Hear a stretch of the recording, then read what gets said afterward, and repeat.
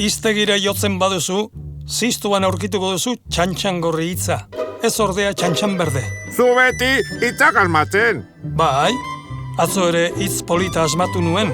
Adiz bat, barakai kildu. Barakakakikildu. Bai, barakai kildu. Eta zer esan nahi du? Nik hitz egin eta zu isildu, hartaburu.